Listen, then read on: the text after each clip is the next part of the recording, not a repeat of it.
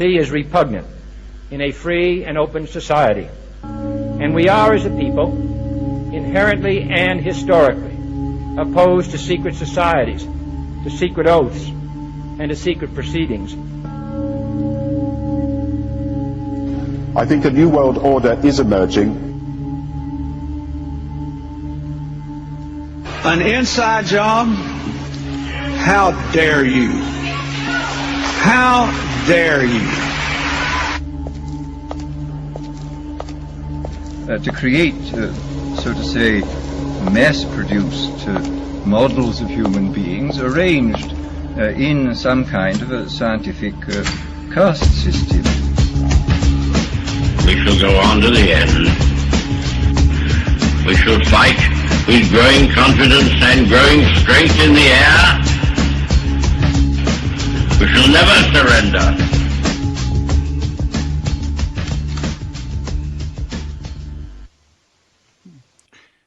Good day, everybody. This is UCY.tv with the Solvinur Event.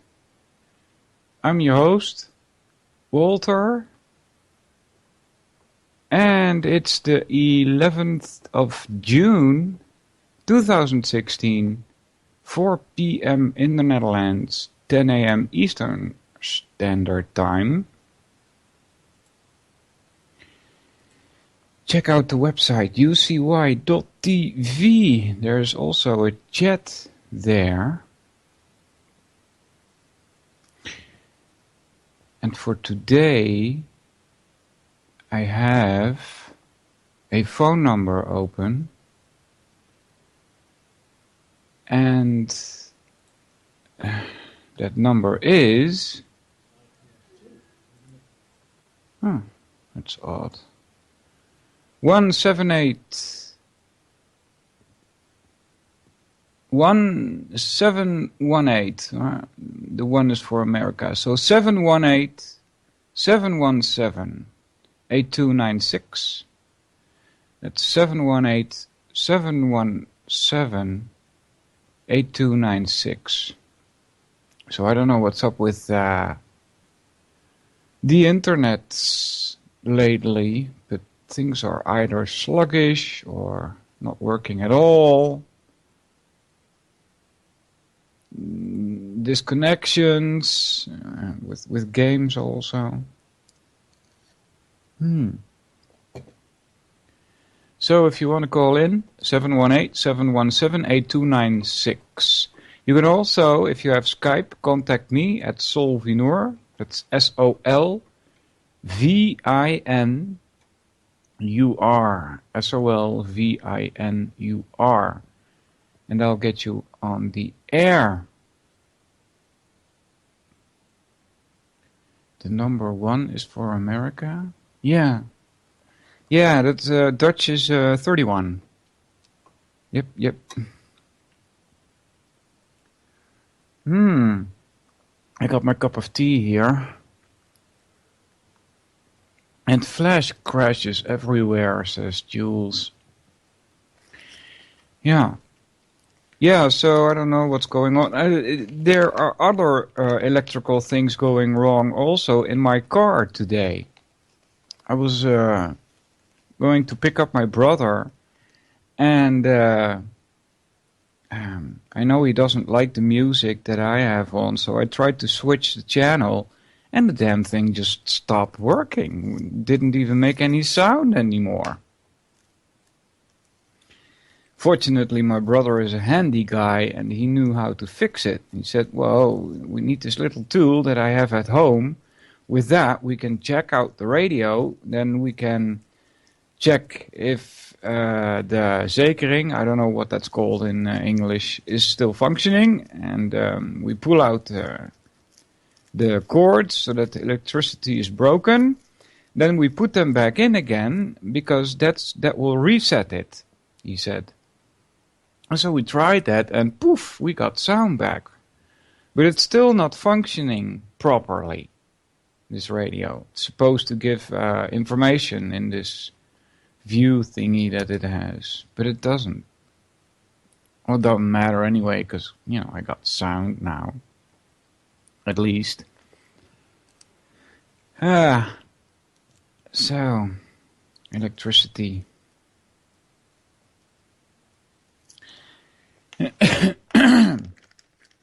It's a strange thing. Let's see, my cigarette.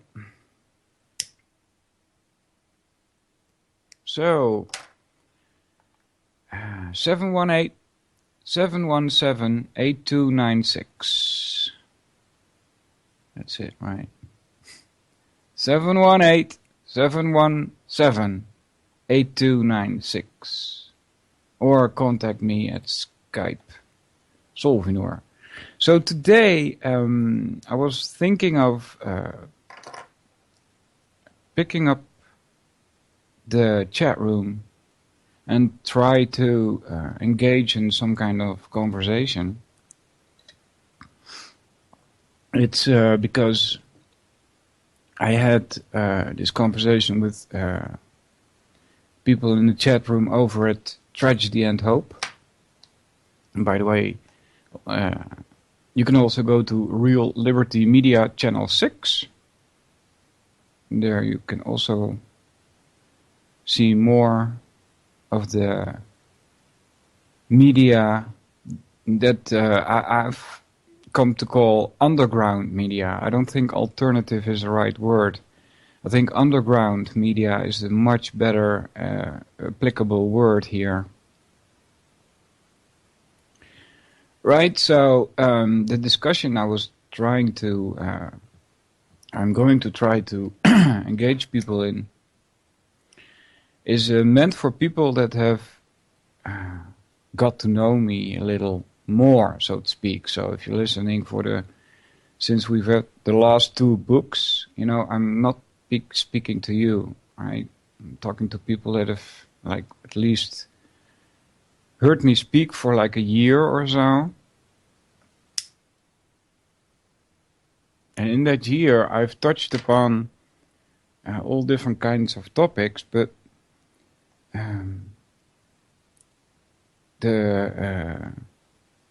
it was made clear to me that just like myself, I was unaware of certain aspects of how your mind works. And I'm not specifically referring to the trivium here, although you could possibly make some kind of tie, but it has to do with action. So my initial question, and I don't want to lead too much with my questions, right? I want to give people a chance to think for themselves and come up with an answer. So the most basic non-leading question I can come up with is, what do you do before you act? Right? What do you do before you act? So I hope that question is okay. What do you do before you act? What do you do before you act? Right? Now, I hope this question comes across as I intended. You know, this may not be the case. But maybe people that know me the best know what kind of direction I'm going here, but Gringo says depends on what I'm doing. Well, I think it's even before that. I don't think it matters what kind of action. Before action, you must rehearse. Think, yeah. Well, that's one step further, indeed. Jules says, I think, before you act. Yeah. Hold on. Oh, pala.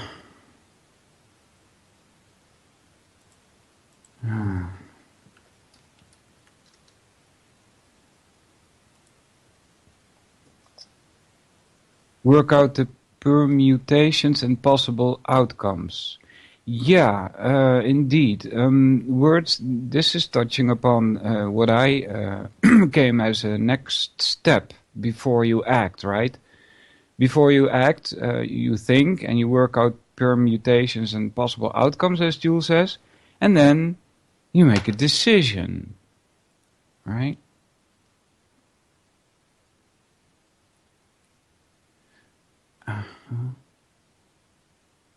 Vince is bugging me. Finch Flash is bugging me. Skype says you are away. What? I wasn't sure if you were connected. Okay. Alright, so decision. You decide about certain things. Hey JJ, what you doing?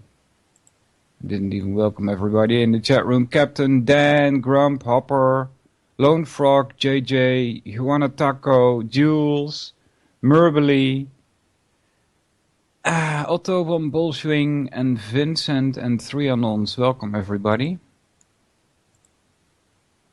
Juana Taco says, think, judge, act. Yeah, to decide. That's also a bit to judge, right? So yeah, I can agree with that. If to judge is like the same as to make a decision, you judge whether to make this choice or that choice, right? So, but if then you judge, then that's a process. I understand. It's a process of judging, right? Or a process of decision making that's going on. And so my question would be, what's the basis of what is the basis of the choice that you make? If you have to make a decision, what are the things that you take into account?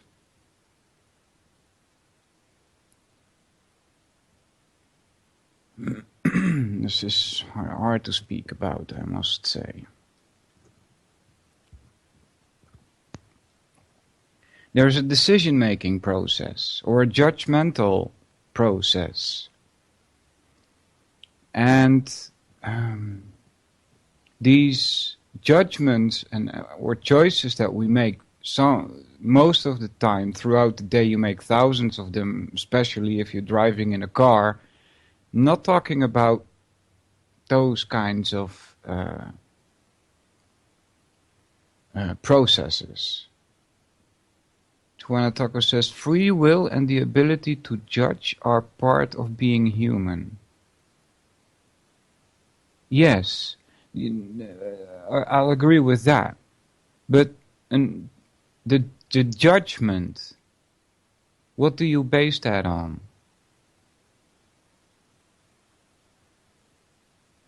Right? I think that's the good question here.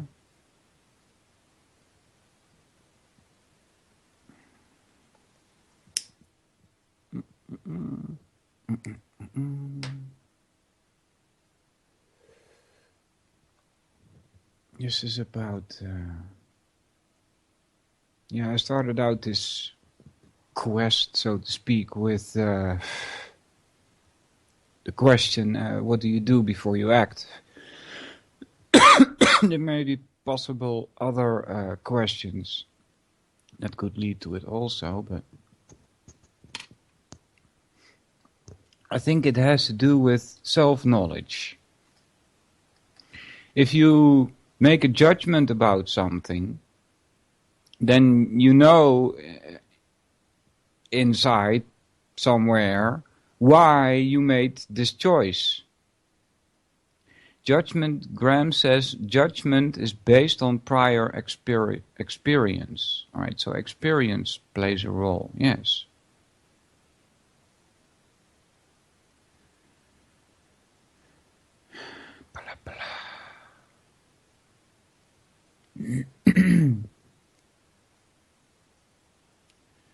All right. So what is action? In if you know the branches of philosophy, what branch of philosophy would action belong to? Mm.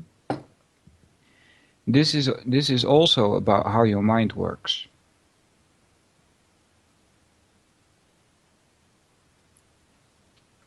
Mm-mm.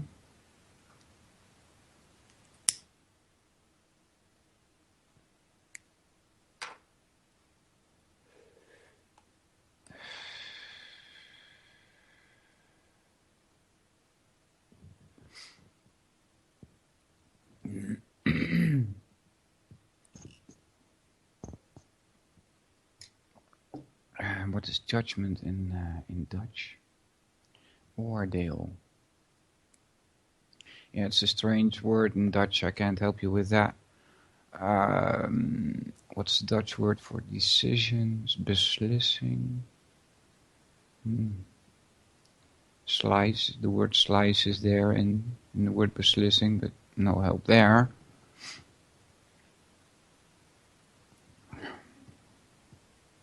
Free will could also be an illusion. Scientists suggest after study shows choice may just be brain tricking itself. Yeah, that's a philosophical discussion that has gone on for ages, Jules. Free will surely does have to do with this. I wouldn't be asking this question about what do you do before you act if I didn't presuppose there is such a thing as free will. So I'm on that side. There's also people that say that everything is determined. It's known as determinism. There is no free will. And that, if you look at it closely enough, will collapse on itself. So, I not only think there is free will, I also think it's self-evident. It should be self-evident to people themselves. Right? So those are the kinds of things that I was looking for. Free will. It's a self-evident thing. But free will does not directly tie to judgment. Right? So what branch of philosophy does action belong to, was my question. Does anybody know? I told it on air a couple of times. There's even 2 ways to get there.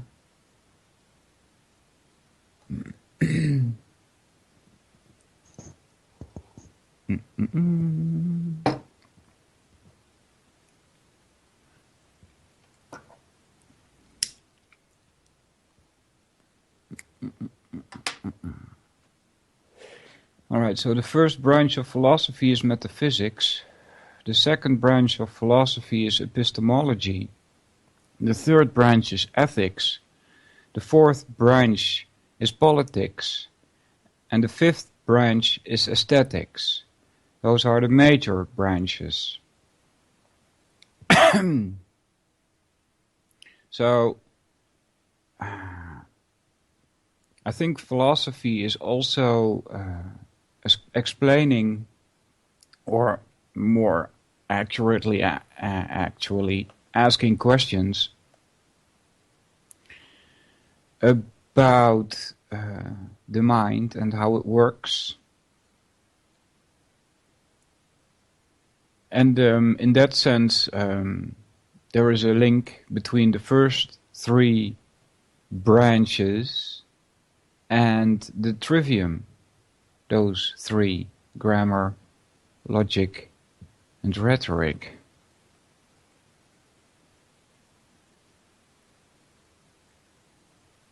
Yeah.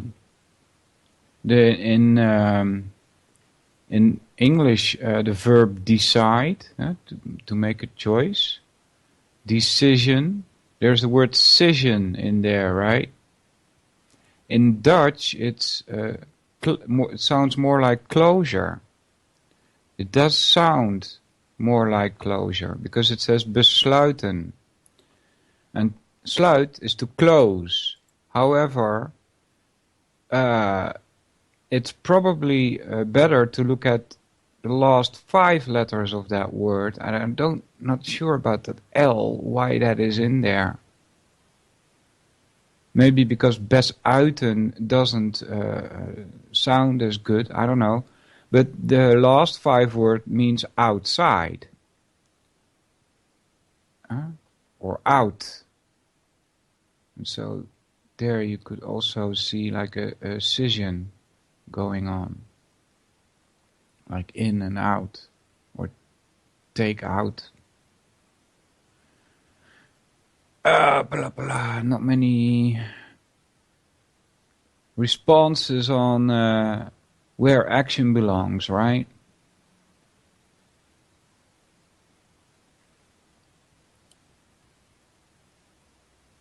So before you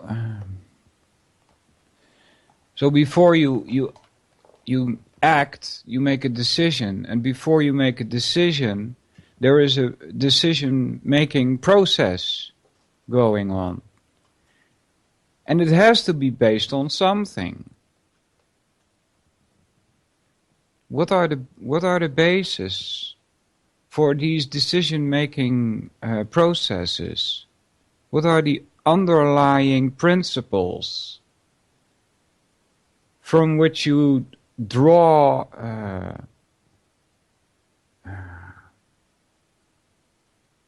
the underlying principles from which the direction in which your choices are going are drawn? Action belongs at the end of a decision, yes.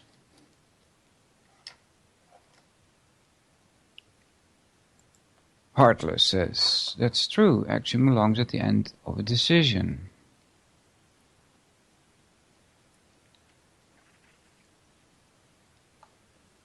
Maybe it's my bad asking questions, right?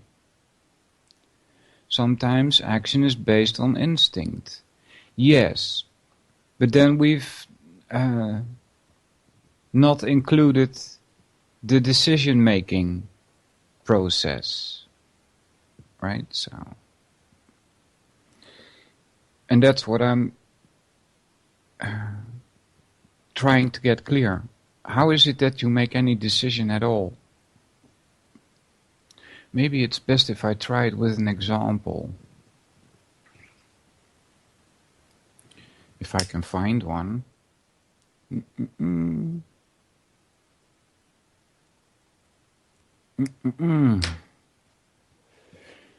you want to join in, you can do so. 718-717-8296. 718-717-8296. Or contact me at Solvinur. That's SOLVINUR. At Skype. Captain says you better have already made the decision you are willing to use it if need be. Before that, like the decision to tote a gun around. See? Like the decision you tow a gun around. You better have already made the decision you are willing to use if need be. Yeah. Still no answer on where action belongs. And I've said this many times. There's 2 ways you can get there. Via the first 5 branches of philosophy or via the trivium.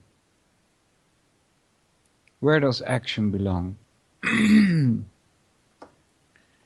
There should be a key as to what you base your actions upon, what you base your decisions upon. Wouldn't it be nice to know what you base your decisions upon? Juana Taco says, you make decisions to satisfy the mind, to determine what action will most likely allow additional judgment decisions to be made in the future. That possibly, Juana, but that's what's after.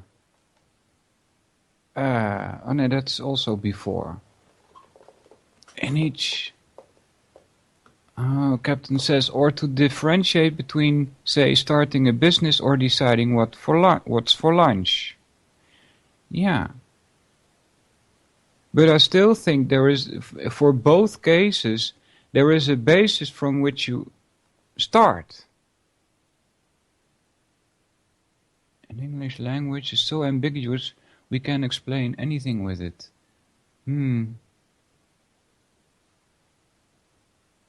Maybe the action is much more, what's that, prurient, than satisfying the mind. Okay. Maybe the action is to satisfy a physical need greater than any thought. Yeah. Alright, so...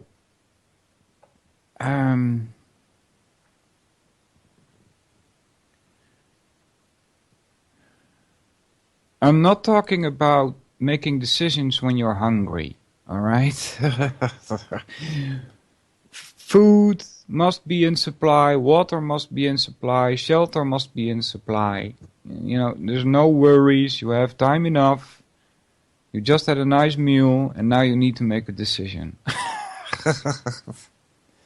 Decision is based upon the circumstances. Yeah, that's true. But those are... they lay on the same level as the decision. It's the decision-making process. Where do you start as a human being? Where do you start as a human being? Maybe that's a better question. Where do you start as a human being before you act?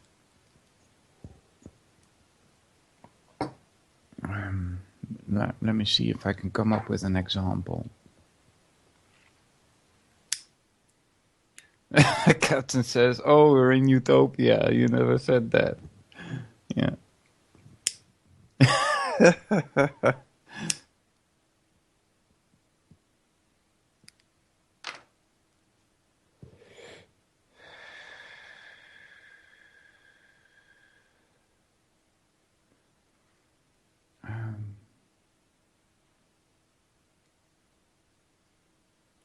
Yeah, it's hard to come up with an example. If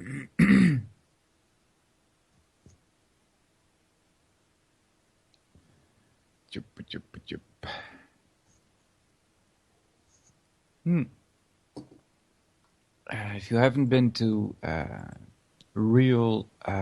not Real Liberty Media, freedomsnetwork.com, which is also made by the same people as reallibertymedia.com. Check them out, freedomsnetwork.com. It's kind of like a Facebook thingy, but without the nasty Facebook things.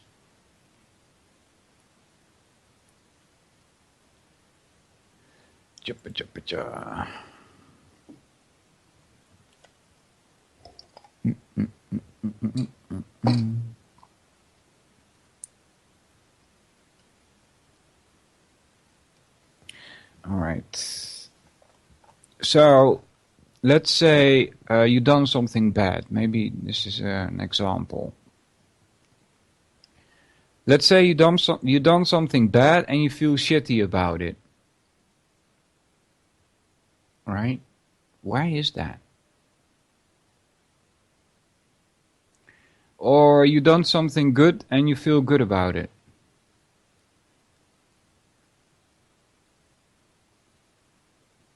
Why is that?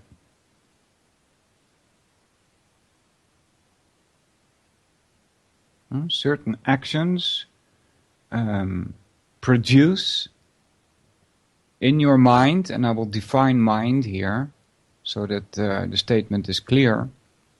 Mind, the simplest explanation is this next. It's thinking, feeling, and wanting. Right? So mind is thinking, feeling, and wanting. And like I said, actions will trigger within your mind certain feelings.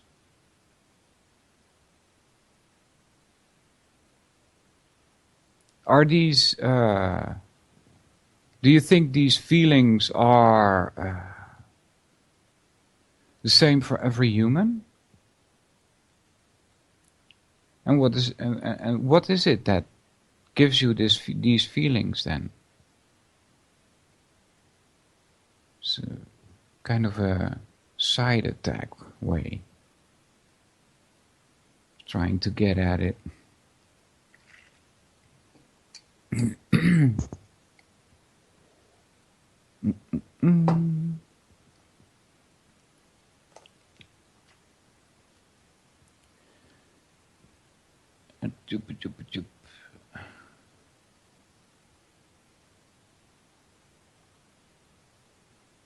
I'm not sure, Otto, but he says, look, if the human organic system is engineered to achieve stasis as often as possible, why wouldn't a person's mind see a level of increased endorphins as a stasis level and thus is always seeking it?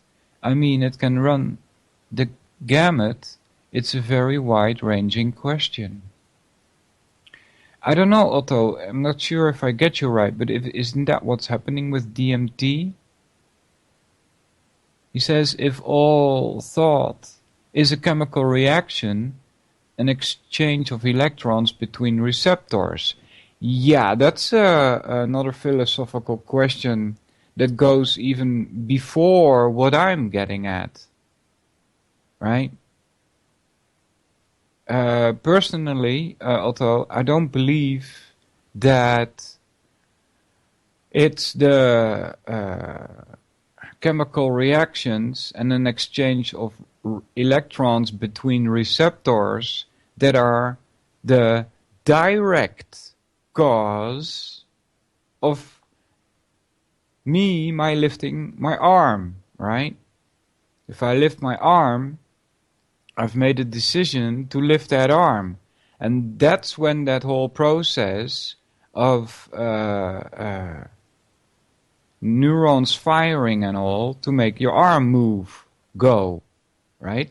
It's not that your arm moves because without reason neurons in your head go off telling you that your arm should move. You know, if that happens, there's something wrong with you, right?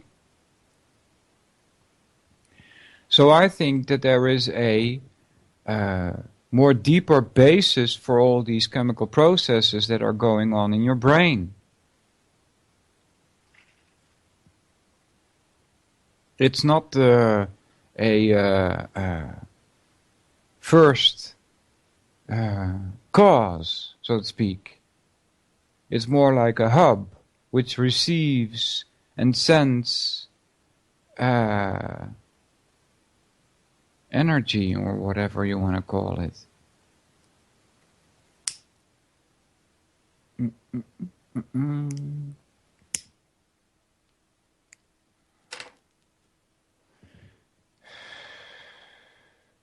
All right, so anyway, action belongs to the branch of ethics.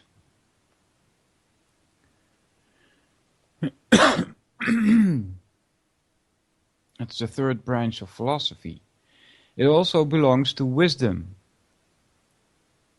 or rhetoric, the third of the trivium. You could see grammar as metaphysics, epistemology as Aristotelian logic, and ethics as rhetoric or wisdom. And that's where the word action belongs. You act because you have certain ethical values.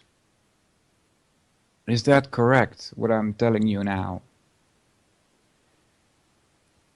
Is my question.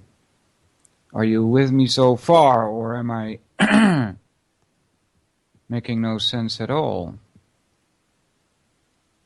Your actions are based on the ethical values that you have.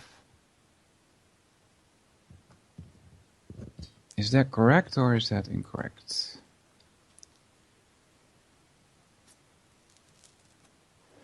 And again, normally speaking, right? If you're hungry, you know, the food is the most important thing. And there's no question whether it's ethical or not to take a corn from the cornfield. That's exactly what some bishop in the Netherlands pointed out. He got a lot of attention with it. Welcome caller, this is UCY.tv with the Solvinur Event. How you doing? What up, Walter? This is Otto von Boltring. Hi Otto, good to speak with you. Hey, listen, so I think it's kind of, it's a combination of both. Because, like, look, you have to take factors in the environment into consideration. And the factors in the environment will lead to, like, either an enhancement or a degradation of the body's electrochemical physical makeup. And that will increase all sorts of variables functioning in the decision-making process. And I mean, I got to point to Rome at that. We can both agree that Rome was, like, kind of at the height of the world's cultural and philosophical and decision-making.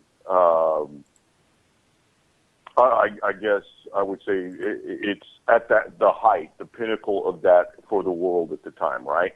But it fell in such a spectacular fashion, even though it had so many people that were able to dedicate time to, like, this thought process. And I think it had a lot to do with chemical problems even back then, because they used lead as an abundant mineral in many everyday uses. And I mean, like, we see that now where lead levels are extremely elevated, you see a lot of violence and what we could both consider like a lack of rational thinking. And it may not actually be a lack of rational thinking. It could be that a portion of their brain is, leaded over. Yeah. Yeah. Yeah, then you're damaged, right? Right, absolutely. Yeah, it's like it's a chemical poisoning. It's a medical issue at that point. Yeah, and possibly more. Maybe it's not just a medical issue. Maybe it's a medical issue that's now led to some sort of other issue that, like, say, there's a corruption issue, or there's the lead issue has now led to a violence issue, which has kind of overshadowed everything else. Because in the end, it doesn't matter how you've got, like, the philosophical if somebody's going to hit you upside the head with, like, a lead pipe. Yeah, exactly. That's the second worst kind of lead poisoning right there. Yeah. I wonder why it is that now is coming to the news, because I remember when I was like 15 or so that we had this factory in the neighborhood and it was making too much lead in the air, and they fixed that. They put filters on it. And, we had the problem with fuel, right? Like gasoline, it had lead added to it. And for a long time, and I mean, what happens? It gets burnt and then, it expelled through the exhaust and goes into the air and then into the water and then into the aquifer. And then next thing you know, little Timmy's drinking lead in his Kool-Aid. And he thinks hitting his brother in the head with the shovel is kind of fun. So let's see what happens to the old lady. And then, oh my God, the society's broken down. But, little Timmy's receptor in his brain that says, do not hit old ladies with shovel, is covered with, lead shot. Yeah. So do you I think? mean, you can see similar like cases of like that in a lot of things. Like I mean, like in North America, it's pretty common in like the Native Americans and like the First Nations people, like fetal alcohol syndrome, and you start messing with the organic makings of a child while it's still in the human shield factory. Yeah. It can. Well, I mean, just like in Brave New World, like you start messing with the oxygen level, you drop a little bit of alcohol into the blood, or whatever, and the next thing you know, you got a beta minus or an alpha positive, whatever. Mm-hmm. So I don't know. That's kind of how I see it. Yeah. So, but do you think then that the outside circumstances, the poisoning and all, have totally obliterated our free choice? I think to a point. I think there's that it ends up causing beyond a poor set of decisions being made, that you can directly attribute to a chemical imbalance or this letting over of your pineal gland or whatever. Yeah. But I think it can cause also people who don't suffer from any of that to have to react to them, and that can cause like a huge change in I guess even down to your own basic personal philosophy. Do you look if you move into a neighborhood that's got like serious problems with lead in the water, for instance, or something like that, and you notice that like all the 13-year-old boys and 14-year-old boys that live near you are like burning cats and flatting tires and beating old ladies. Mm-hmm. You, as somebody who's not affected by the lead coming into that situation, you'll adjust your philosophy, and it could like really totally change how you look at your fellow man. Uh-huh. Huh. Yeah. Yeah, I don't know if I can't gauge the consciousness level of the people around me. I'm not them, right? I can't relate my own consciousness to theirs, how their choice-making processes work. I can only speak for myself, right? But you can also speak to the reaction you're forced to make at whatever decision that they make. So if their decision-making process says, if you're on the bus and everybody's nice to you and nobody's like trying to stab you, everything is cool. But if their reaction is to, get on the bus and look for a target, you are going to tend to armor up. Yes, true that. Yeah. And I think if you armor up, you've now changed.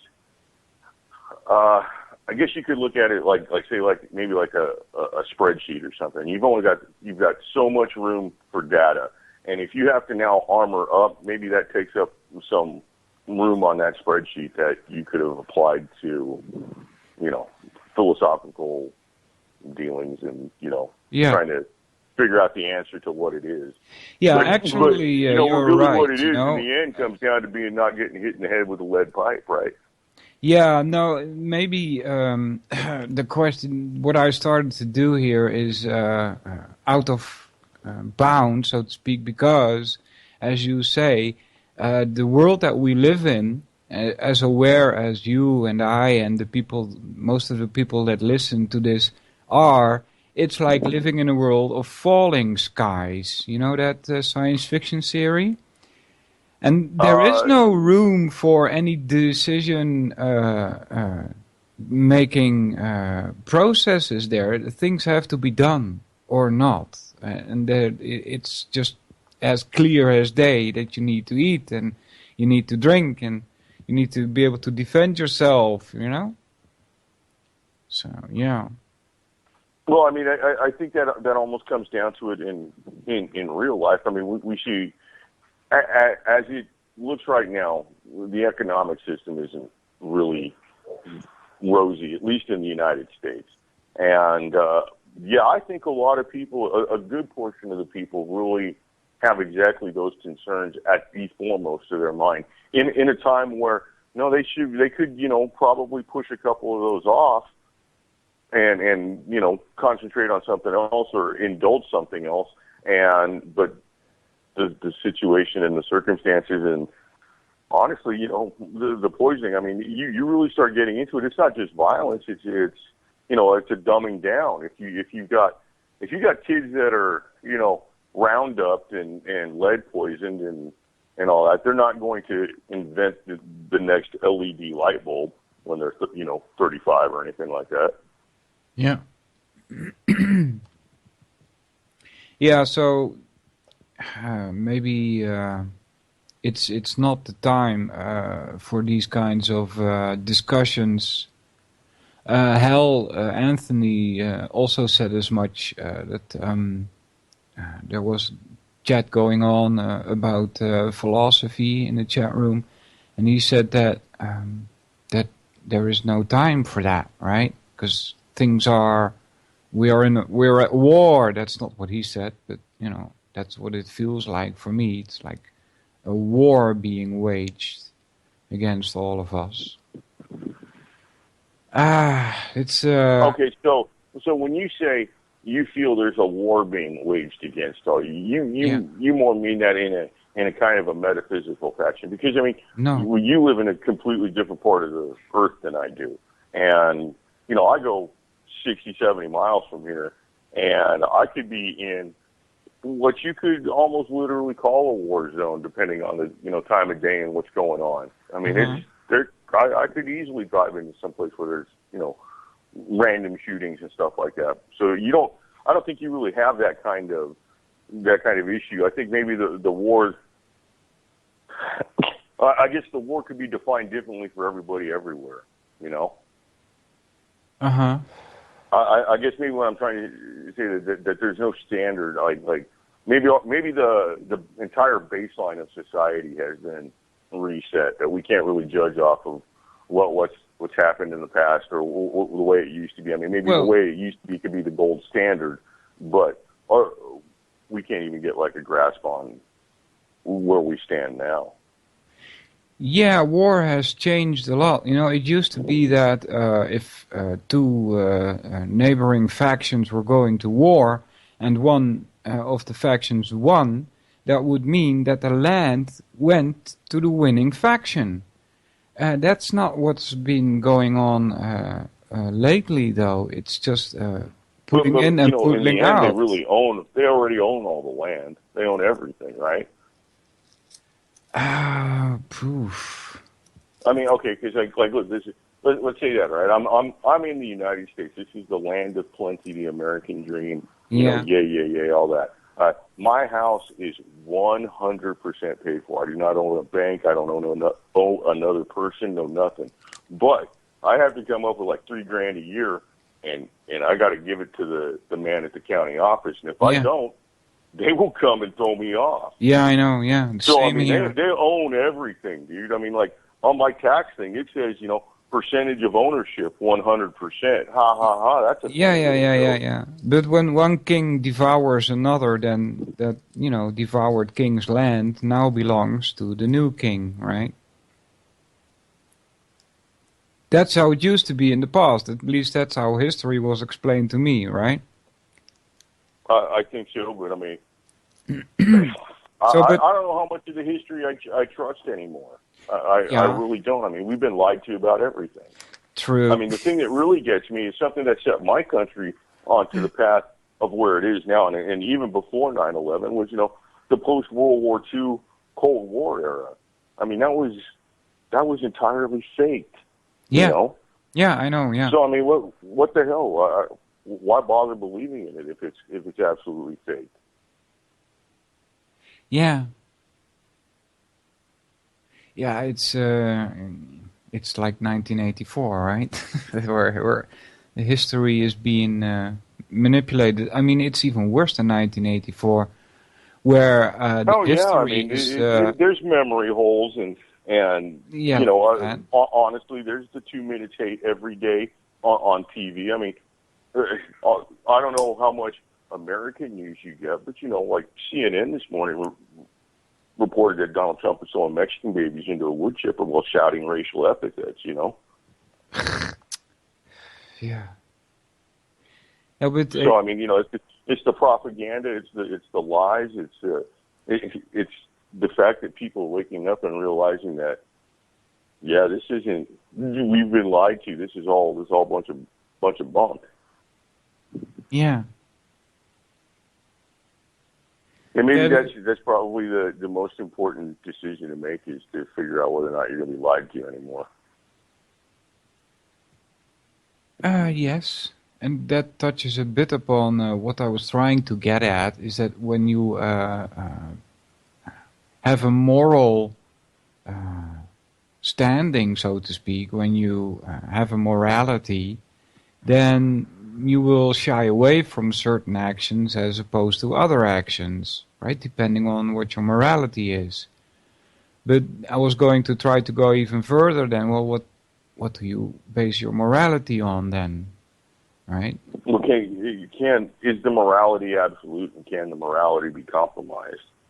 Because I think absolutely. Yeah, it can be that's the compromised. point I was trying to Never get at. absolute. Indeed, what is morality? Can it be changed? Right?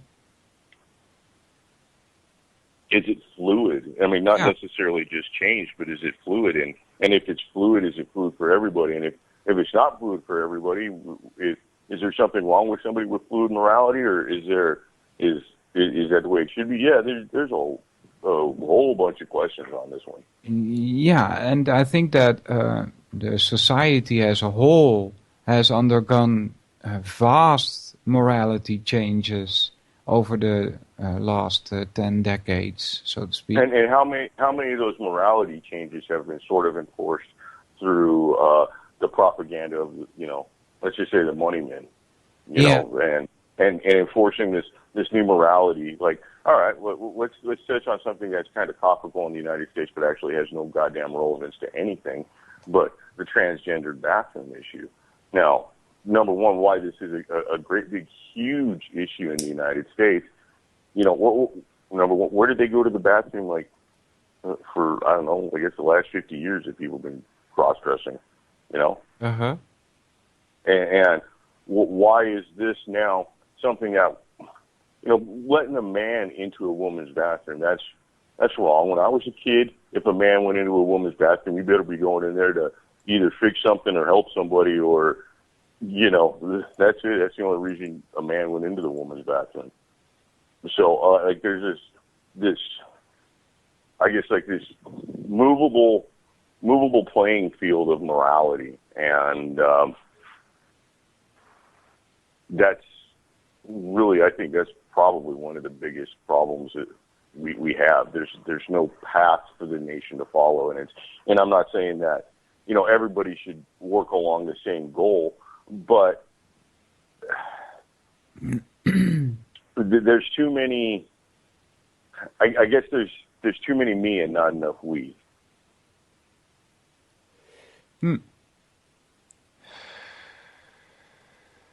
Juana Taco says, morality changed, and then she asks, in what way?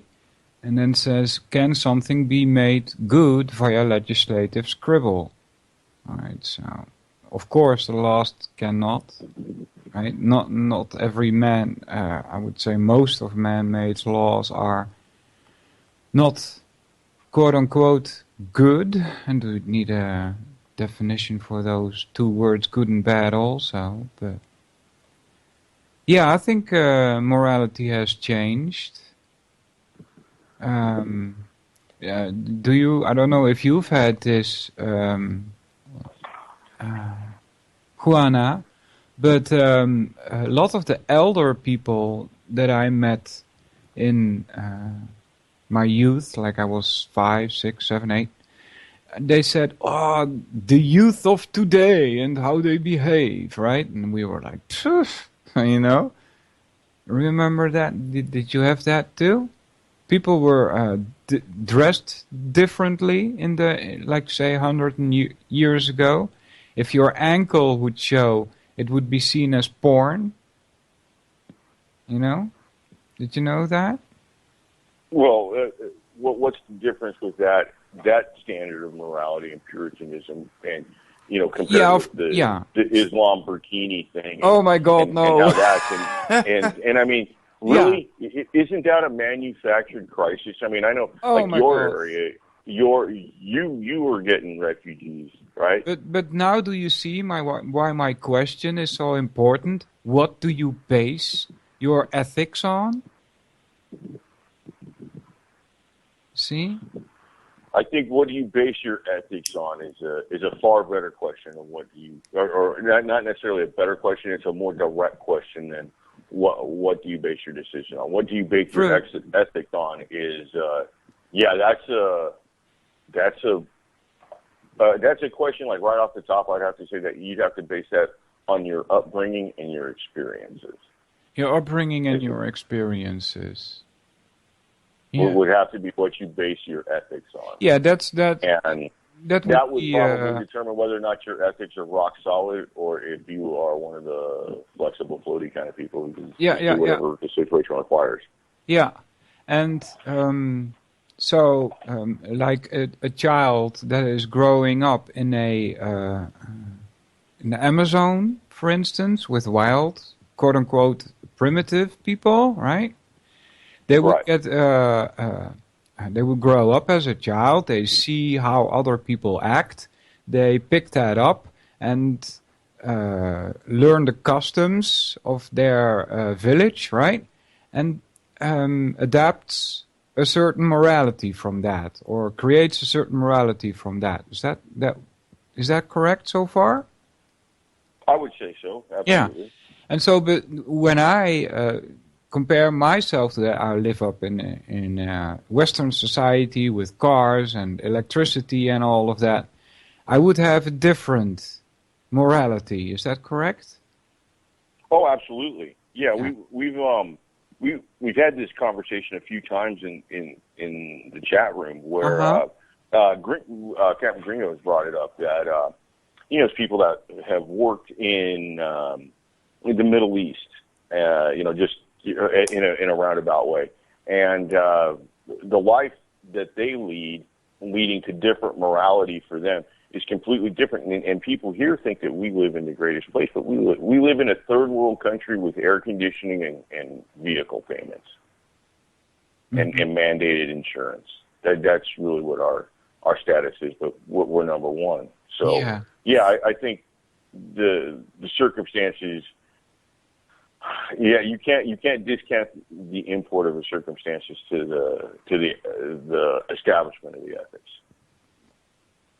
Okay, yeah. Yeah, it's basically touching upon what I think is the answer to the question, what do you base your ethics on? And it's basically on that which exists, that which is, right? That would include the circumstances that you're talking about. Is that correct? I would say so, yeah. Yeah. So we base our ethics on what is. Would that be a correct statement? You base your ethics on what is, I guess, is a direct statement, but the statement is, to me, it seems a little bit wide-ranging again. It's wide-ranging. Yeah, true. It's a broad concept, right? It's a very, very broad concept. Yeah, and I take it from the first branch of philosophy, metaphysics. It's the nature of reality. That's the question that they ask. What is the nature of reality? Or what is?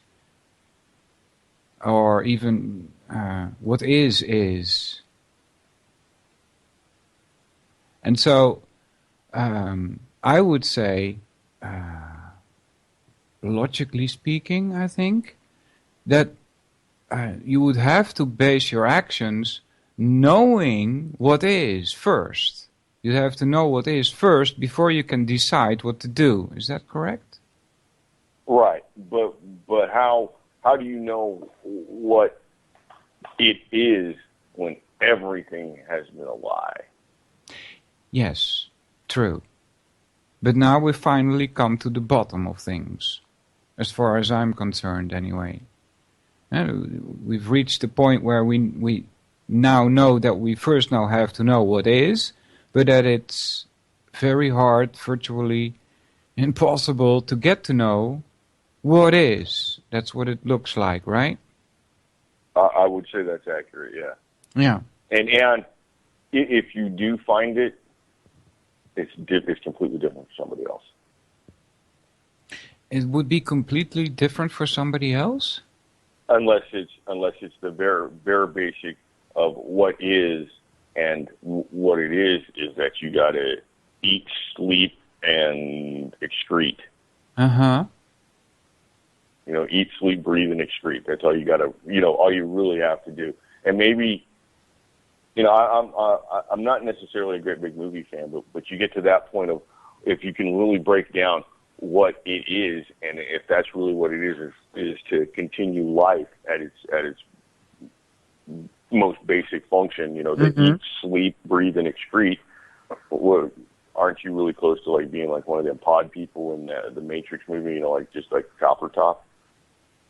You're a battery waiting to be tapped and exploited and expended and then recycled. if the situation allowed for it, which could possibly be on the way. I mean, not in a crazy talk kind of way. I mean, DARPA does have a robot they called EATR, as its acronym, and it's some sort of, biologically powered robot. I mean, it doesn't use any fuel other than like the biological matter it can scavenge and eat, and like biological matter is like a happy euphemism for dead people. Mm-hmm. So, I mean, I guess that system of thought actually does exist amongst people who have power, and Yeah. You mentioned eat, sleep, and it reminded me of some of the Vedas that I've read, and they also give this animal-like description of what humans are. They say, well, all you do is eat, sleep, defend yourself, and have sex. And, yeah. Yeah. That would like get on the most basest emotions, the things that trigger like the most stimulating physical response. The things that would activate the pleasure sensors in the brain. Mm-hmm. All right. Well, hey, listen, I really appreciate what you do. It's a nice way for me to like expand my horizons, and I really appreciate you reading, and cool. Keep up the good work, man. Thank you. Yeah, you're welcome. Thanks for the call. Thanks, man. Take care, buddy. Awesome. Let's see. There we go. It's 3 minutes past 5. And I think we've said enough about action and ethics and metaphysics for today. So we've got, let's see, 55 minutes or so left. If you want to call in, you can do so. 718-717-8296. Or contact me at Solvinur in Skype, SOLVINUR. Let's see here. Skype says orange dot. And where is it? Here it is. Okay. That's good. Click it away. So 718-717-8296. Call in, people. This is your show. So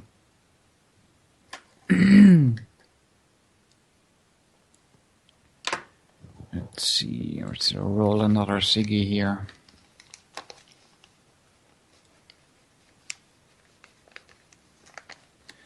What I was gonna say about that history being made as in the now, when we're talking about 9/11, for instance, the history was made while it happened, and conclusions were drawn so freaking fast. It's unbelievable.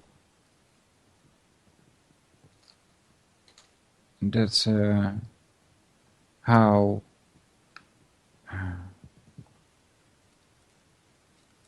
things are presented in a way to make people come to certain conclusions. Yep, it's called propaganda.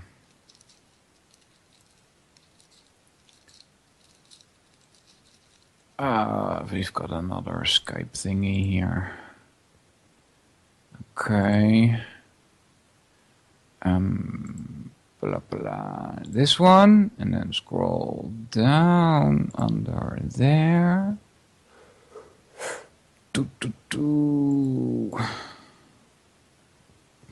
Right click, invite.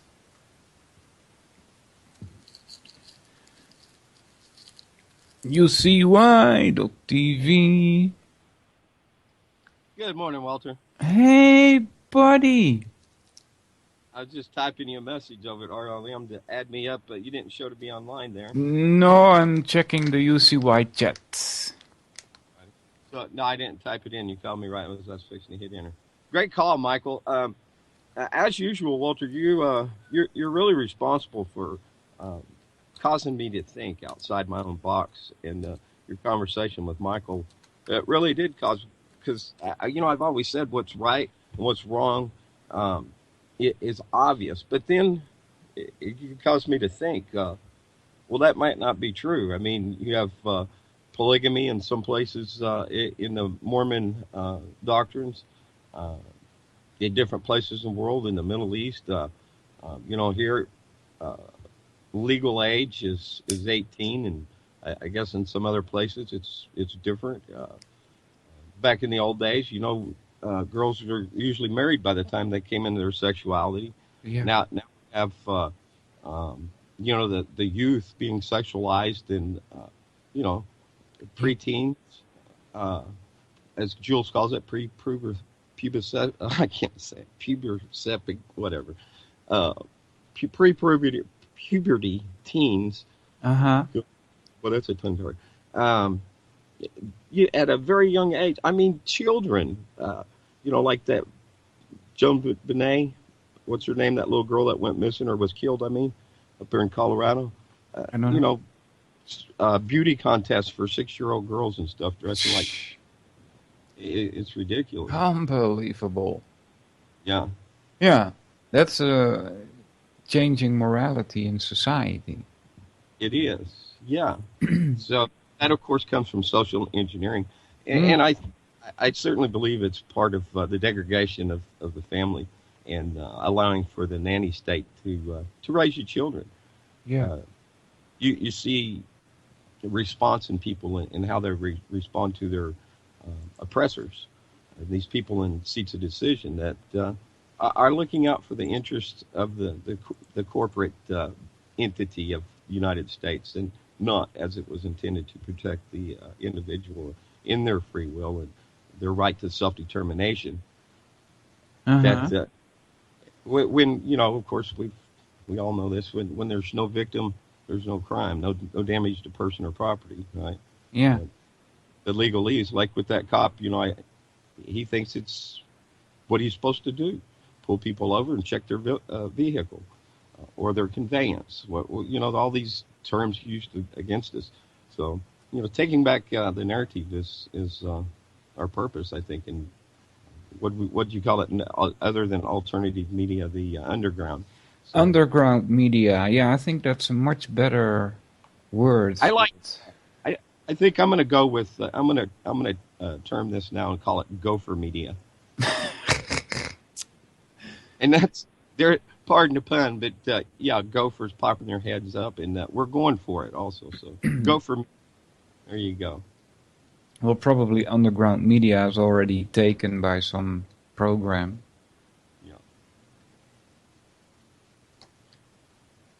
Well, I'm still here. I wasn't going to be here this weekend. I was going to already be gone, but hopefully I'll be out here Monday.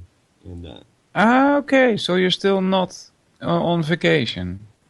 yeah, that what you was talking about earlier about decisions. Well, my thinking and pondering, I guess, does not preclude procrastination.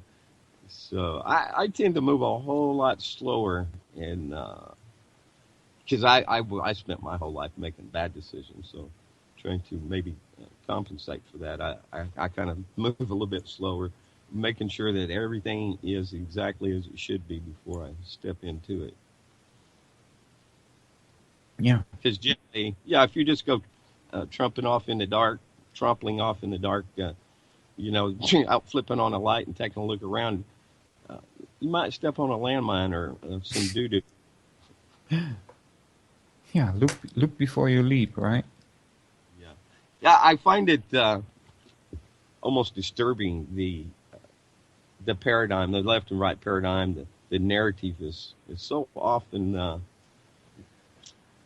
put back out there by many of us, and we're all guilty of What paradigm? the left-right Oh, narrative. left, right. Yeah. Yeah, so without the trivium, we're jumping right in there to the so-called logic, without the rhetoric. So, Without the grammar, you mean? well, that too. We're coming to conclusions without having gone through all the necessary information. So when we say the thing was transgenders in the bathrooms, whatever, that's all just set for discussion, for distraction, and conquer. Yeah, and you can tell that it's a worldwide thing, because we have it here in the Netherlands too, I was told.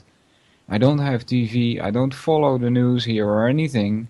Try to stay away as far as it is possible, but it came up at work.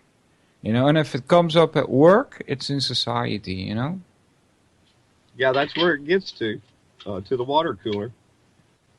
Yeah, exactly.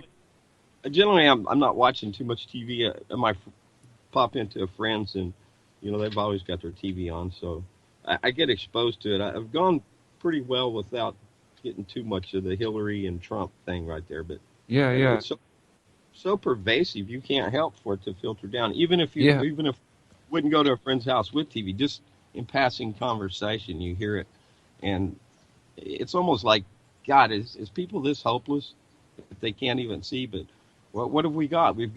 I'm 50, 51. I mean, the propaganda's, the social engineering's been around that long, easily. Hey, I said easy. And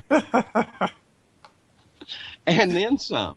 Plus all the added chemicals, they started out with, probably even before they started with fluoride, there was some other type of chemical influence that they were using, but now, oh my, everything, the food. Jules talks about all the genetic and the bioengineering going on weekdays at UCY.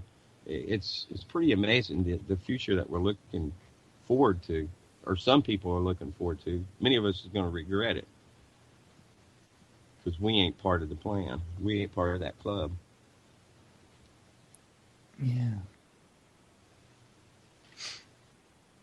I'm rolling a ciggy in your honor, Walter.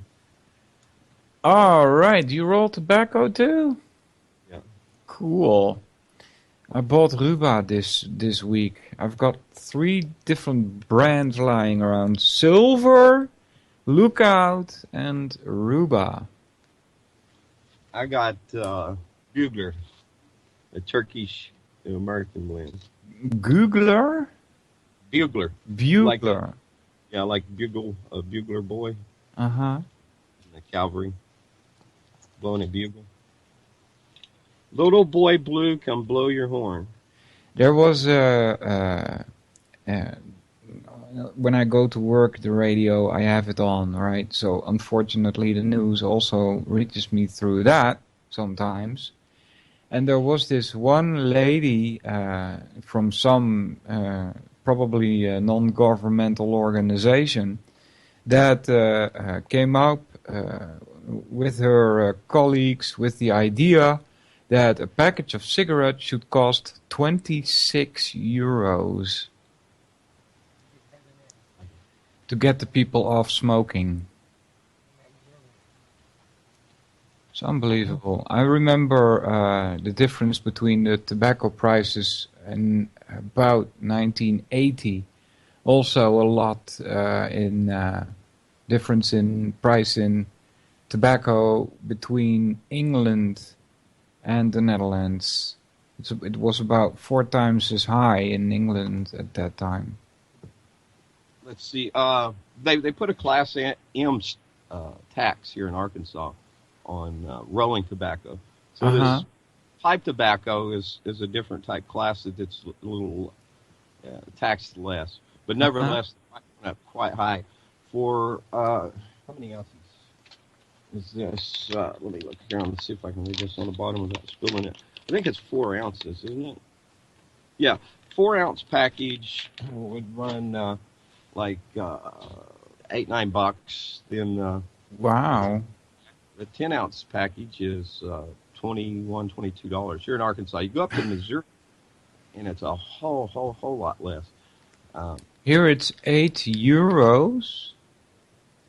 I don't know how many bucks is that? 8 euros? Somewhere about $12 probably. No, I don't think so. I think it's less. I think it's about $8. I think euro is 1.1. It's like Canadian dollar, maybe. I don't know. I think in England, like a 1.5 ounces costs something like 8 or 10 American. Well, here I have 50 grams, which So is like 20 1 2/3 ounce, right? 50 grams, it's almost 2 ounces. Yeah. And that's 8 euros for 50 grams. And that's a lot already, I think. And how many dollars is that? 8 euro? I think about $8. I think $9. Okay, so it's running a little consistent then. Oh, Otto says a euro is about $1.20. Wow. So the euro has dropped in value against the U.S. dollar then. Yes. We used to be the same. About 2 years ago, I think. I remember, a couple of decades ago, I guess the Mexican peso was, 1,500 or even more pesos per dollar, and then they revamped their money. Yeah. So I don't even know what it is now, 10 or 15 pesos to the dollar maybe. Yeah, when William Roberts was on, it was about 8 cents. Wow.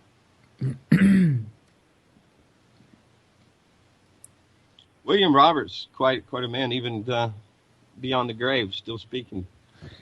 Yeah, I catch his shows now and then. Yeah. I think Jules put up a new series. 1 p.m. Eastern Time, weekdays at UCY.tv. Yeah. Yeah, there was a couple of days ago, there was somebody that came into the chat room and said, hey, I never heard this. Who is interviewing Vicky Davis here? And I'm like, wow, this is the legendary William Roberts, you know. You should check out more of his work. Yeah. Yeah, that was Banjo Picking Gal. And so the left chat over there, there's different ways to get to UCY.tv. Simply type that in your search engine, and you'll find across the top that banner, there's chat and UCY. There's head news, there's archives, shows, the schedule, headline videos, UCY chat, Earth and Sky. That's pretty cool. Check that out. Also, to support UCY, you can do so by when you're shopping through Amazon. There's a buy through right there. It doesn't cost you anything extra. Throw some pennies back over here. And I've been asked a lot of times, how much money do you make? And that the network, they're making all kinds of money off of your content. No, I don't know anybody making any money. I think everybody's paying to do it. And Jules is so awesome. She gives people a forum here and doesn't charge them. A lot of networks would charge for a spot. Also, Yeah. Liberty Grimner, he's got some spots open. Anybody interested in radio? You can be a dumbass and talk. I'm a good example for that, or an idiot, whatever. Don't be so hard on yourself. I poke fun at myself. You can't laugh with me, laugh at me. Grimner, $12 a pound. Yeah. Smokersoutletonline.com. But that's pipe tobacco. Yeah, there's a difference between cigarette tobacco and pipe tobacco, and I think that's probably the amount of time they spend processing it. The pipe tobacco's got stems and a little bit more crap in it. Have you ever been to that site rlmradio.xyz?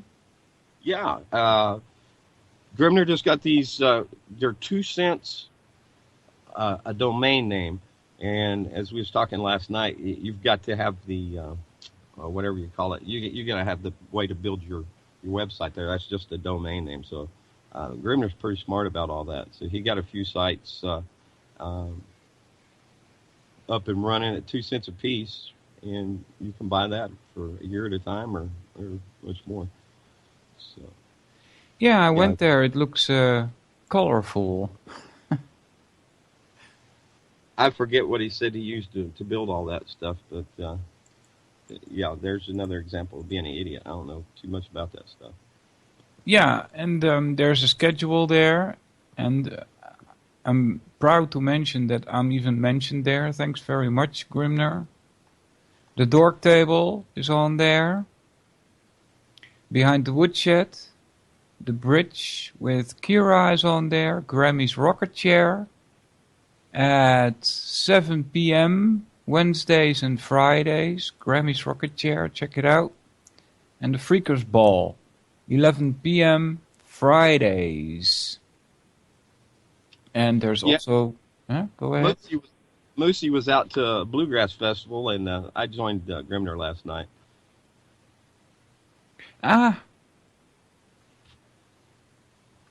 So it will play over there, and they're now playing at some point in time. Yeah. And I didn't upload I did a little extra show yesterday after Graham's, between that and Balls to the Walls. When Moosey ain't there, it's Balls to the Walls. But so I got to upload that yet. I ain't done it. I'm getting out of the media mode, but it's like dope, man. I keep coming back. I need a little more, man.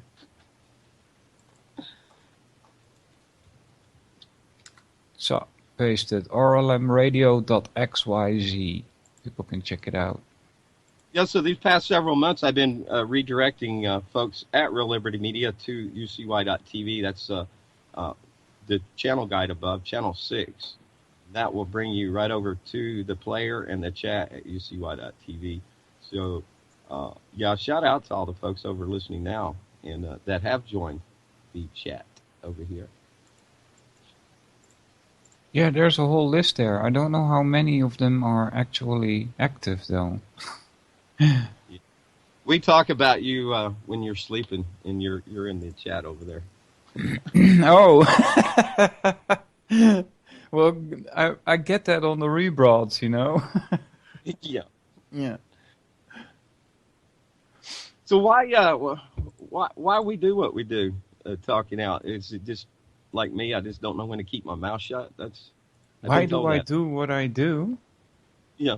Well, I'm obligated to. That's what I felt when I started making radio. I felt obligated to tell people what was going on. So, and I think it's still there. It's not the only reason why. There's also a more personal reason.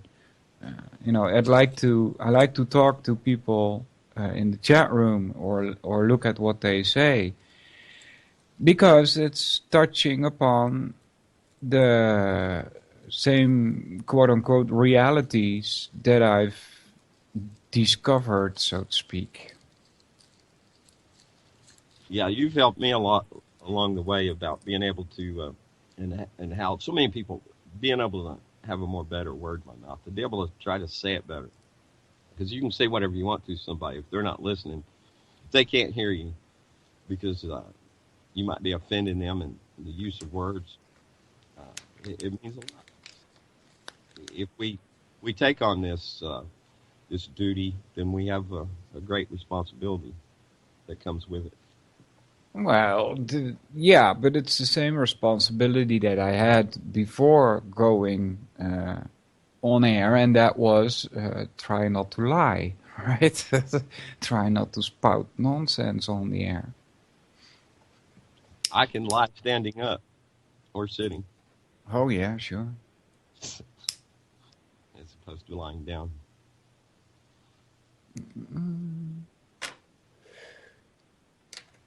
Yeah, so for me it was, I think it was a question of time before I started waking up, because I always had my suspicions, so to speak, because I did not see the connections that people were making. They weren't logical for me. And so, I had a hard time figuring out what was going on. And it wasn't until 9/11 happened and I did my research into that day and the days before and the days after. And it led to so many other things that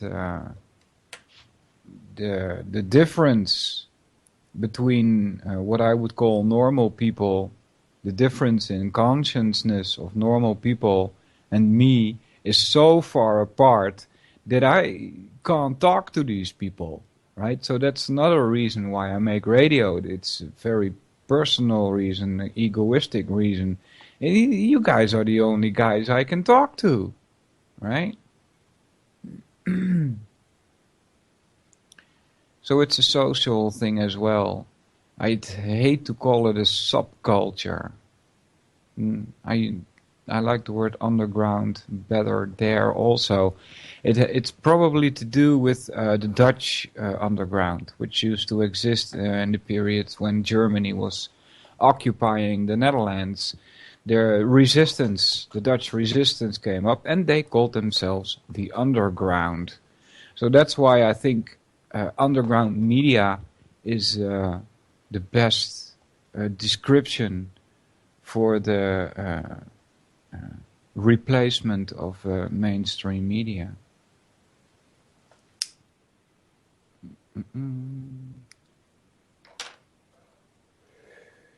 So that's why I make radio. I don't think there's more reasons. Well, maybe one, it's that what I used to have a much stronger when I was making radio in the Netherlands is that I was on there also once a week, and that was a Sunday.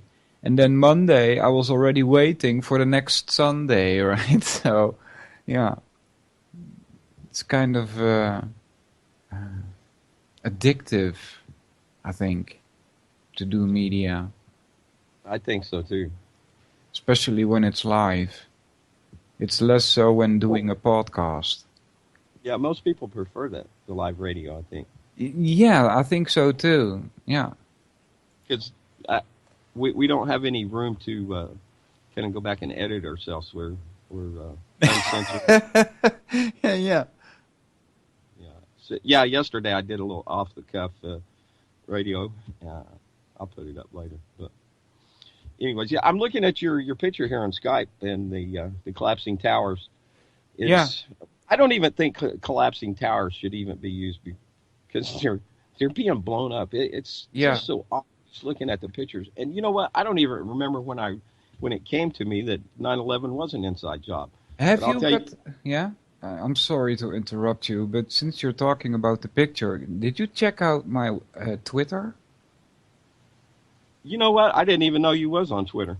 go check out my Twitter and tell me take a very close look at that picture there and tell me what you see, because it's really important. I've pointed this out to many people that think they know about 9/11, right? And they say, what? I've never seen that before. And I took this picture. I was so lucky. I pressed record that picture at the exact moment it was on TV, on the Dutch TV. You can how do I say, reproduce this picture yourself.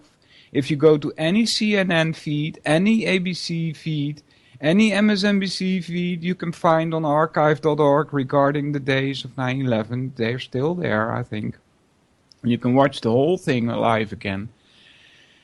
And if you stop at the exact right moment, you will get the picture that I have on my Twitter account. Solvinur, Otto. It's Solvinur. That's my Twitter account. Right. Stand by. I'll drop it in the chat. I am not following you, so I didn't even, I guess I wasn't even aware that you had Twitter. No, I don't, I'm not that socially media-minded. But yeah, I do have a Twitter account. I've got you followed, and I'm dropping these right now. You'll see them before you hear me say. Yeah. So guys, take a good look at the picture that I have there and tell me what you see that you might not have seen before. All right, I'm gonna let's see if I can take a good close look. The chair. First time I saw it, I was like, what the hell? Yeah.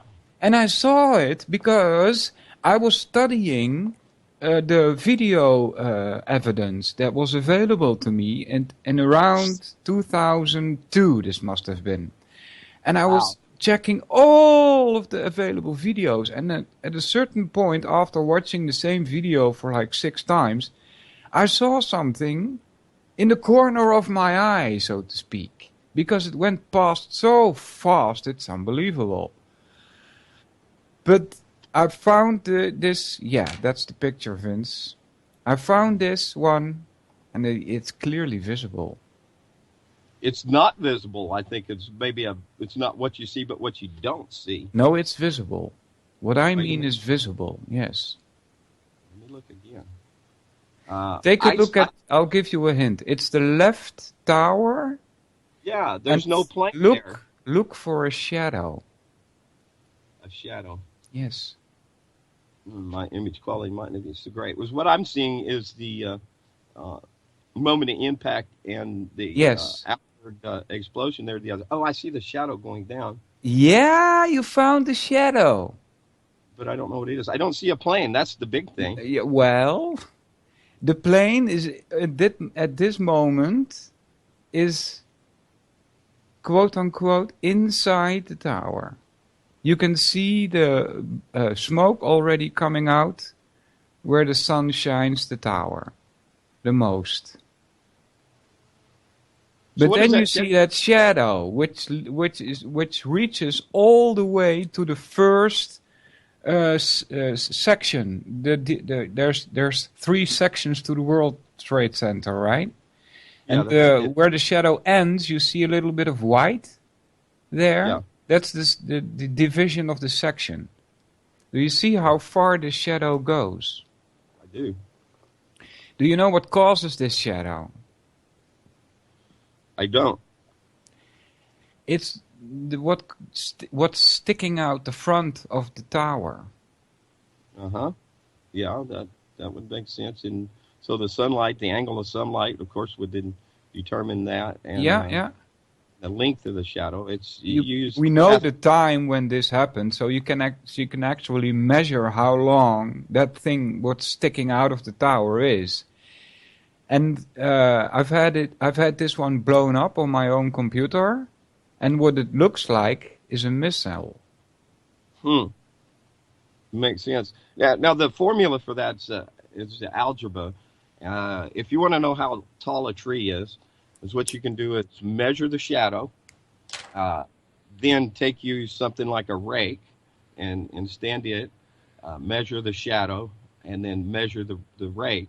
So you have that comparison of what the unknown equation would be there. So you've got other. If you could have measured the shadow of the building down at the ground, you could compare that and see how long that is sticking out. Yeah, you could tell how long the thing is that we're sticking out the World Trade Center. Somebody says you can see the explosion and no plane. Yeah, that's plane. That's true. That's because the plane is inside the building at this moment. Well, what's the measurements of a plane? 600 and something feet. What's the measure of the building? Well, the width of the building is a bit more. I would guess about 20 yards on or more. 20 yards probably on each side. There's Because not you enough. can see, if you check the first plane that hit the first World Trade Center, you can see the silhouette of the plane in the steel frame. It hit full. The first plane was a full hit. Right smack in the middle. A little bit tilted, but still a full hit. The second plane almost missed the World Trade Center. It's a bit more to the left, depending on, of course, which side you're looking from. But it didn't fully hit in the middle, as the first plane did. And you can see the dents that the wings made in the outer columns. Well, that's perceived because those could have been explosions, and they're exploding outward. I mean, No, they're going inward. they are. Well, Yeah. they look And like that, no, loose gravel aluminium can't go through steel, but the tips of the wings are enforced. They do that because when a bird hits a wing, it might also tear apart the wing because of the speed. But they enforce the front of the wings against that. That's why you see the silhouette.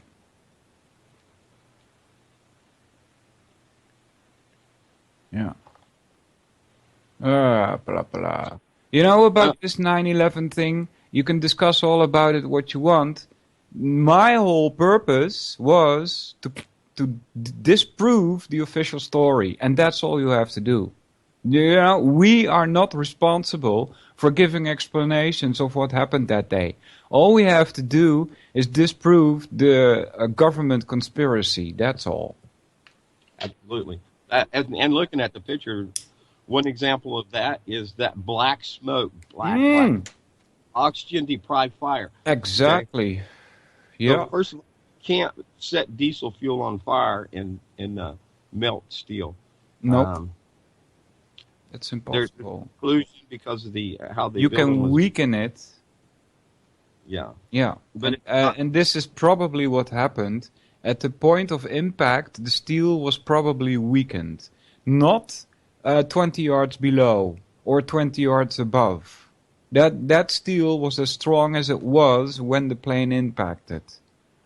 Well, Even that's after true. the fires. And also, you can see that at the point of impact, the steel must have been compromised because when the second tower falls, the one with the antenna on top, you can see the top actually at an angle before it starts going down vertically, which means that it already had a momentum. And it should have just rolled off the top of the World Trade Center instead of going down vertically, which happened because the resistance below it was blown away. Out driving it couldn't happen. And the way the inner cores are built, the outside were kind of skins. It's just they cannot collapse like that, and they cannot pile drive themselves to the ground. No, there's 250 outer columns and 47 inner columns. So that's enough. That's more than twice enough to hold up the building, because that's how they work. They taught me this at school. I had an education in school, and we had to make drawings for engineers. And the rule was that you always make the structure at least twice as strong as it needs to be to not collapse. That's the rule, That's a rule. Yeah. If you took in a battalion of Arsenal and just like at the same time took several shots at a section of that building that just completely took out, let's say even if you had several floors, way more than what was above, take half the building, you could blow out an entire section, and that thing would come down and hit that what's left there, and it would still not pile drive that to the ground. It would hit, it might crush a floor or two, the inner columns would drive up through the upper section, pounding through. Yep. And eventually it would topple over and fall in a big. There's no way that it can just turn itself to dust by a collapse. Pancake. Exactly. Yeah. I have no explanation for what happened there with all the knowledge that I have about steel. All I can say, it's fracking impossible with the knowledge that I have. It's impossible. Right. Now, if it was a pancake collapse, these floors would have slapped down, stacked up, and eventually would have stopped anyways before hitting the ground. And you would have had those inner columns poking up for, multiple floor levels. Yeah, absolutely. Yeah. You would also have a larger pile of debris, as was shown. Mm-hmm.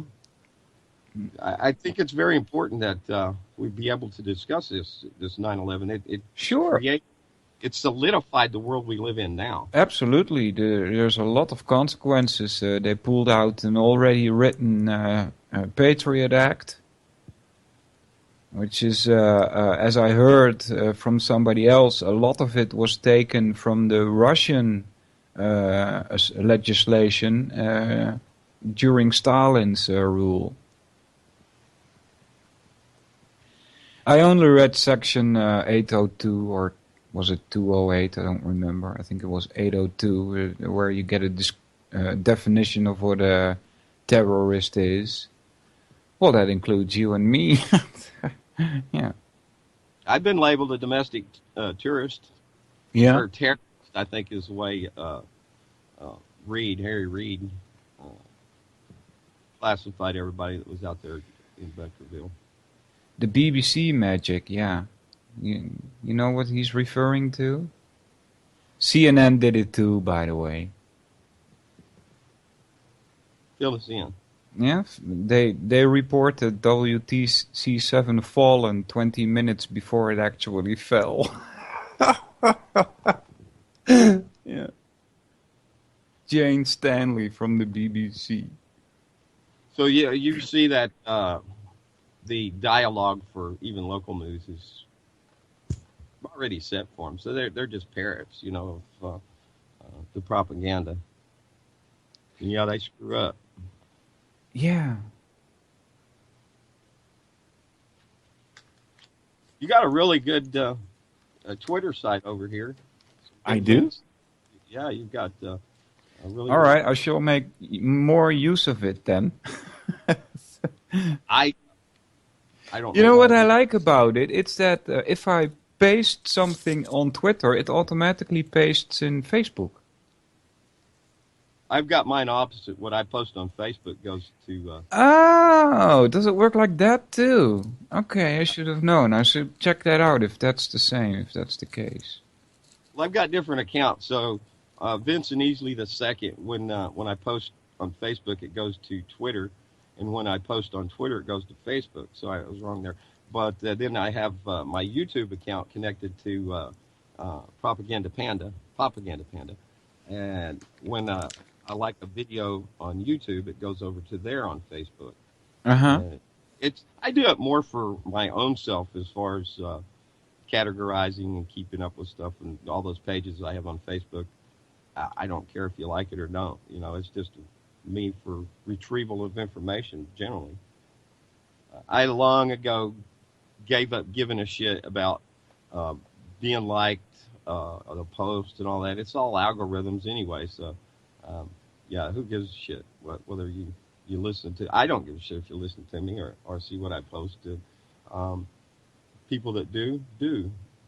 Yeah. And those that don't, don't. Boy, is that a statement of obvious. Yeah, that's all. Iota mentions burning buildings. There is a burning building in Madrid, 2005, where you can see what kind of effect fire has on steel.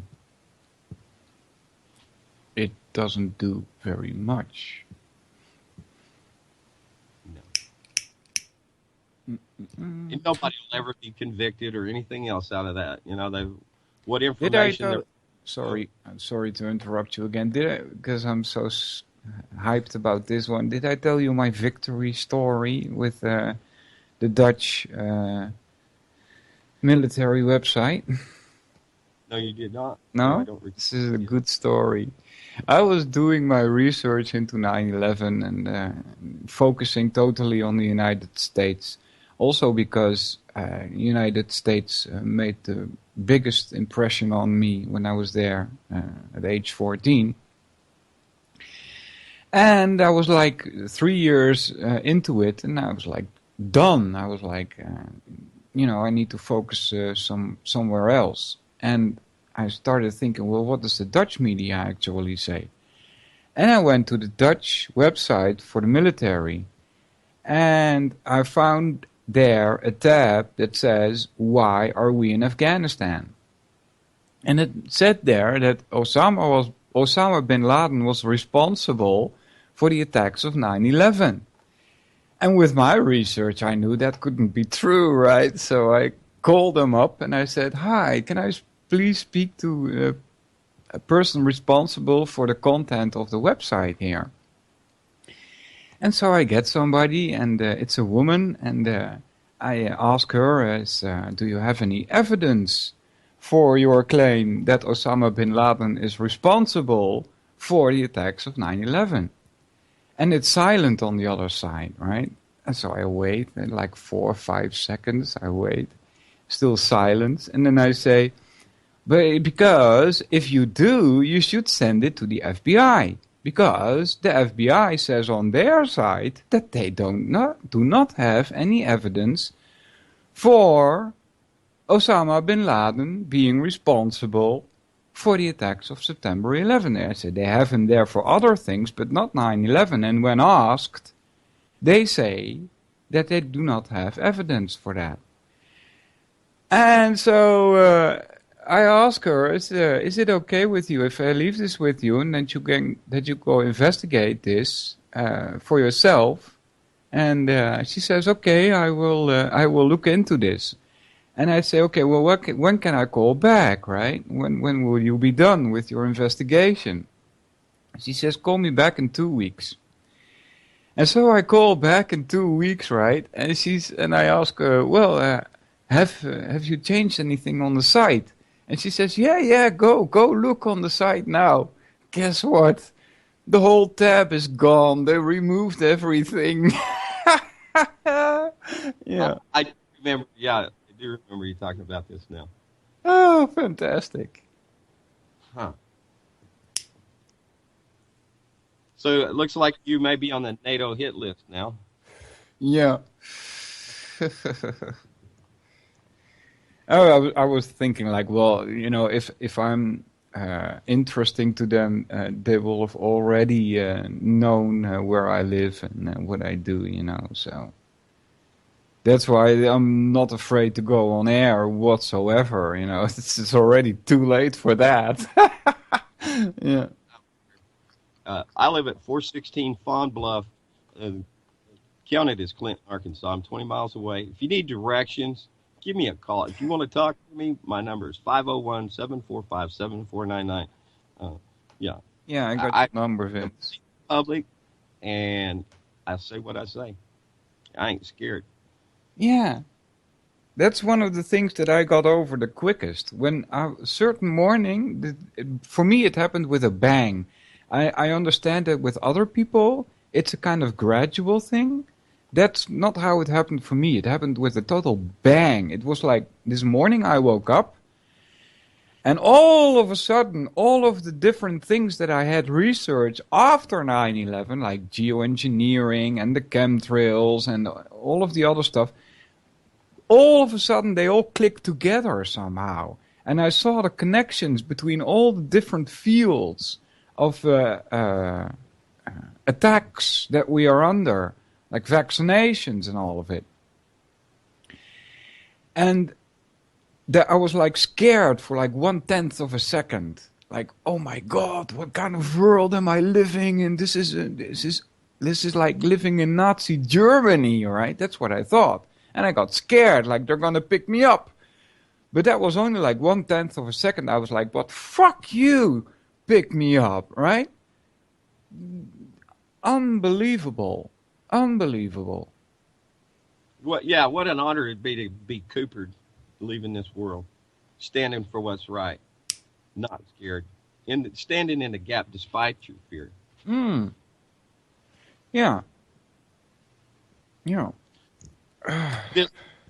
This coming out about Saudi Arabia being involved. First of all, back to the anti-media. I think it was Nick, maybe it's DB Short. As a three-headed, I'm going to have to paraphrase, this three-headed beast that makes up this global governance, and that between the U.S., Israel, and Saudi Arabia.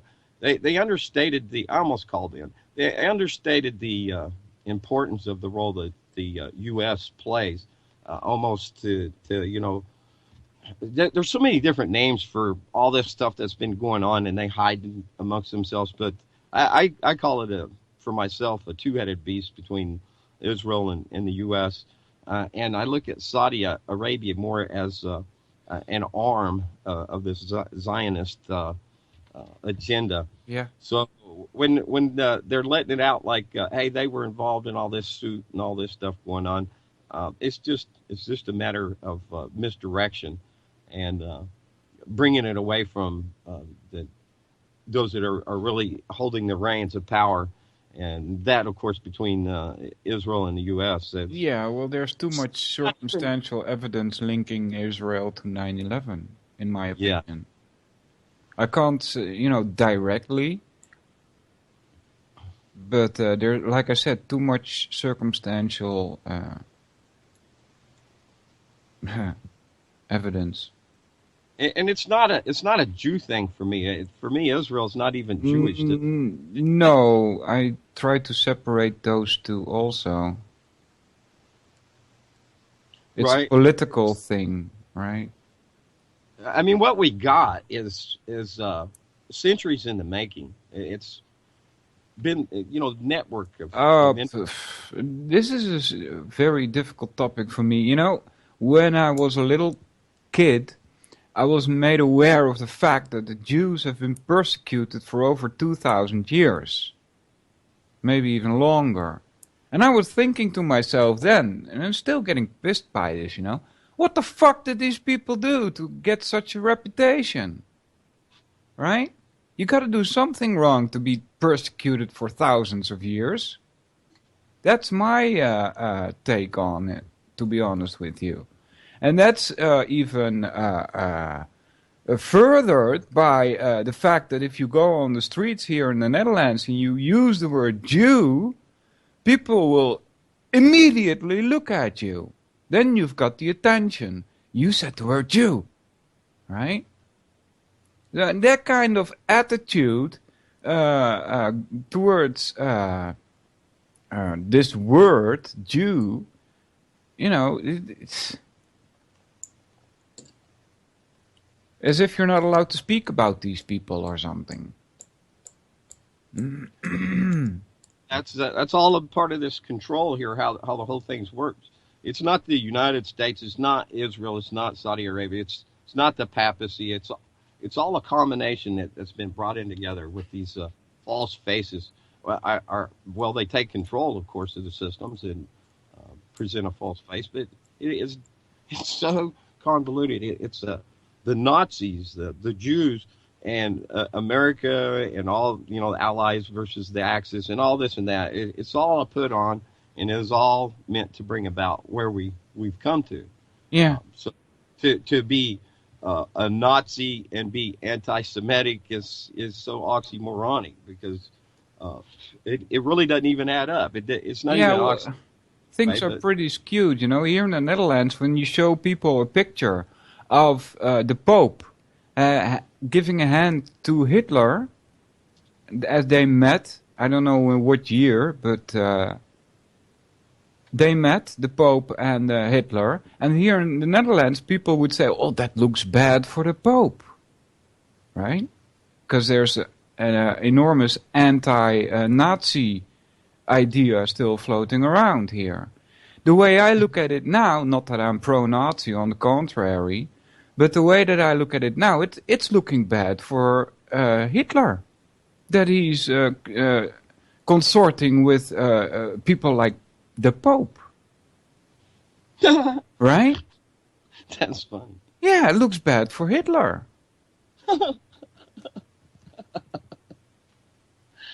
I don't know. I don't understand why he did that in the first place. Because the whole philosophy that they used in Germany to fire up these people had more to do with Freya and those pagan gods than anything Catholic, you know? That's right. We're coming to the end, brother. Appreciate sitting in with you again. Hey, you're welcome, buddy.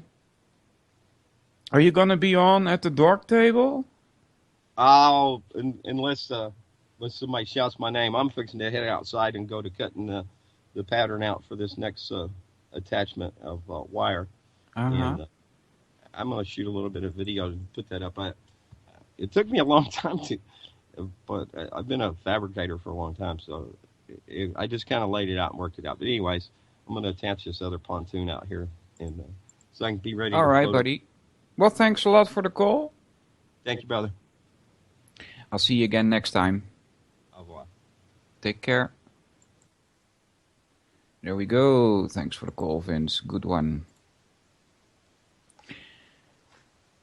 Now I must not forget here in the bar, I should type doobie. Does that work? Yay! Cool.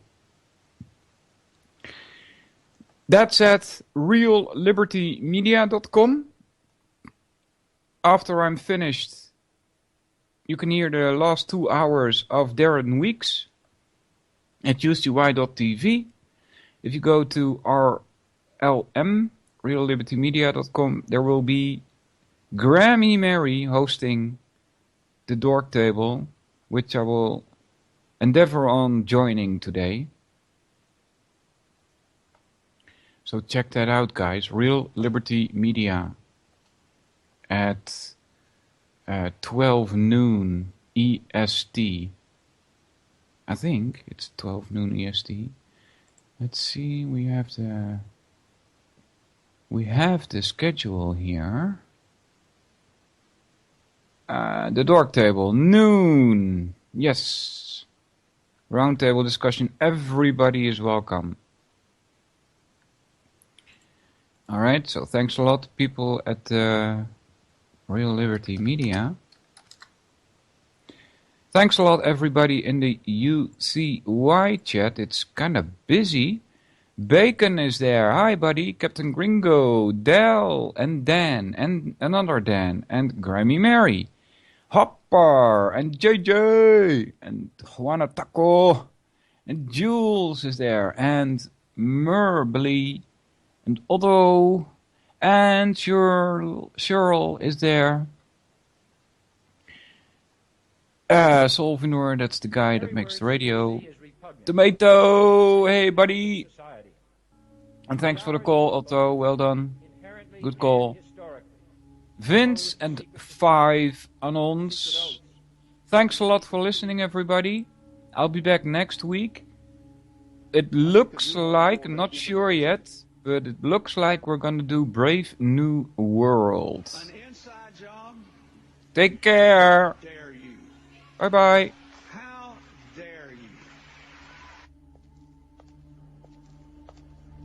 to create, so to say, mass-produced models of human beings arranged in some kind of a scientific